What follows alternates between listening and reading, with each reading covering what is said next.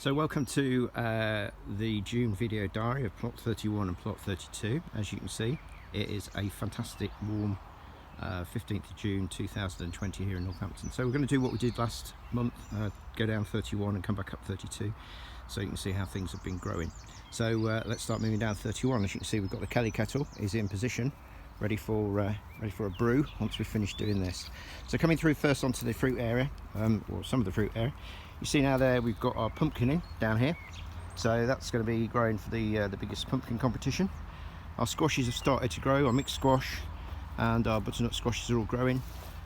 There's lots of fruit starting to come now on the fruit bushes, so this week we're going to be picking, definitely going to be picking blackcurrant.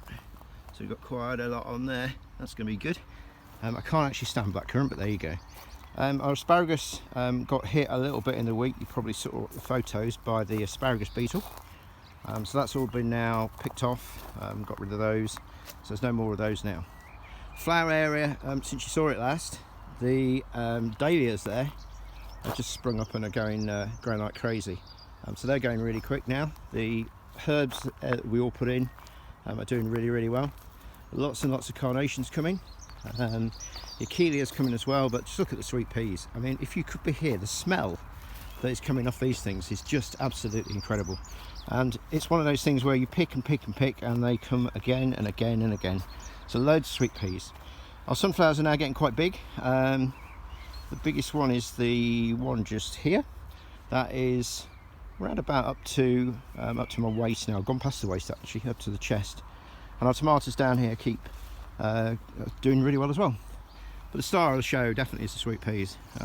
It's really the first time I've really had a go at growing them properly, and they are stunning. So we started picking our potatoes. So we got some first earlies up day before yesterday. Absolutely perfect condition, best potatoes I've ever had. Our runner beans now are climbing away. There's a couple of them already reached the top of the wigwams. Okay. We mentioned last month that the French beans we've had a bit of a problem with. Plants that have survived are doing pretty well. They're just coming into flower now. Then there's the brassica bed, the cabbages nearest to us, the Brussels sprouts furthest away, and then there's some broccoli in there as well. Had an attack at the weekend of grey fly, so I've had to treat it with an organic bug spray to try and get rid of some of that. So moving past the work in progress. The bench, which never gets sat on, of course. Another quick look at the view over the town from the bench. Isn't it wonderful? And then into the greenhouse. And the greenhouse at the moment, as you can see, is going pretty crazy. So we've got tomatoes down the left-hand side. We've got a couple of cucumbers at the end. Some more tomatoes down this side. And then on the top there, at the far end, is peppers. Sorry, chilies. So two different kinds of chilies. Mixed peppers here, and then it's not looking too good at the moment, but down there is a melon. We're going to give that a go, see what happens. And then coming down past the girls. Oh, hello. There's Lady Panilla just jumped out. Come on, girls. Come on then. Come on then. So here's all the girls this morning. One of them underneath the mint down there as well. But they've got a lot of greenery in here to play with, and spend most of the day scratching around when I'm down here. Lovely, so relaxing chickens, can't recommend it enough. So now let's turn around and go back up plot 32. Our garlic's here, as I said last time, not the best success this year. We'll probably be picking that in the next couple of days and then letting it dry out at home. This bed here on the left hand side, the fennel's doing really well, and I sowed some more French beans because the other ones hadn't done particularly well. Sowed them 2 inches deep, and within 3-4 days they were up. So they are about a week old, believe it or not, growing that quick. This bed here, amazing success. This is the purple sprouting broccoli. As I said, that won't be ready till roughly January time, December, January time, when it will be about 6 foot high. So as it grows, we keep putting the nets higher and higher and higher. Another big success again this year is the broad beans. Loads and loads of broad bean pods on there. You probably can't see them.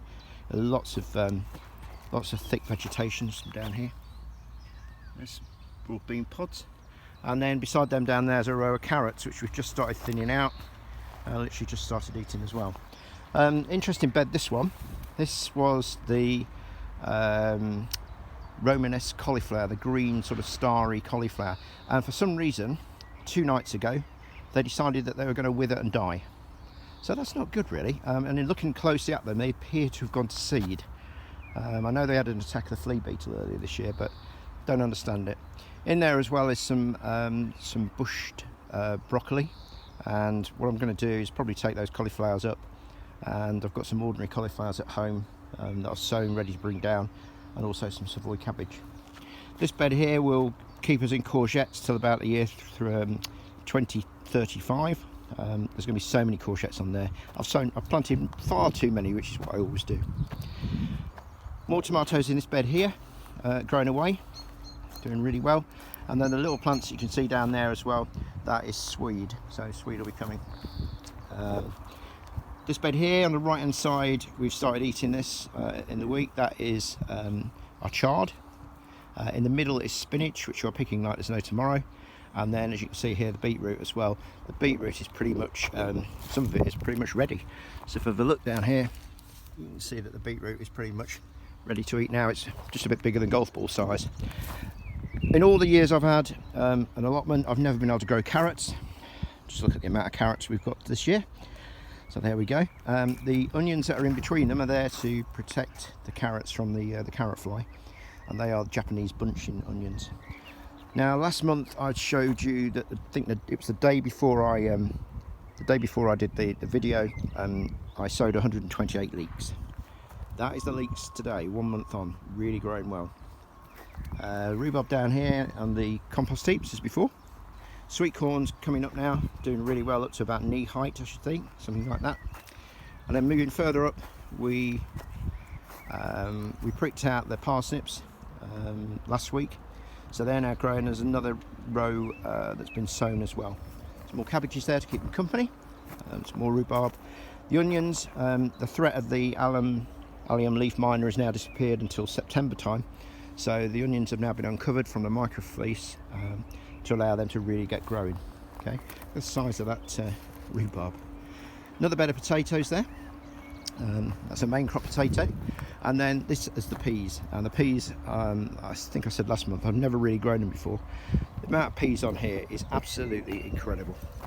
There you go, you can see all the pea pods. So many pods. So that's going to be a real success. The problem is I don't really like fresh peas, but I know somebody that does. This is our salad bed, which we didn't show you last month. So on the right hand side is rocket, and then some more flipping carrots, and then we've got some lettuce in various stages of growing, staggered growing, some spring onions, and some more carrots. So here now, we netted this up in the week. These are blueberries, so you can see now that the blueberries are all starting to come, so that should be good. And our raspberries now are getting pretty big as well, so the raspberries are starting to come. Now as I come further up here now, you've got the strawberry bed coming in, strawberry bed, and the smell coming off that at the moment tells me that there are some strawberries there waiting to be picked, so that's a job in a little bit. So these bushes here are the gooseberry bushes. They are tayberry, loganberry, blackberry. Plum tree is recovering from its severe pruning. I actually picked a couple of cherries off the cherry tree the other day. Never ever had a cherry off this cherry tree. There's not many here, the birds tend to get them first. Look, there's one there that's just coming in. So coming underneath the cherry tree, here's the pear tree. So the pears are doing really well at the moment. They had their natural drop about a month ago, 3 weeks ago. So those pears are now really starting to swell and get good. So just around the corner to finish off, there's a trampoline now if you fancy a go on it. Is the grapevine, which is going really well as well. So that's the end of the video diary for June 2020. But as you can see, it's looking good. Thank you.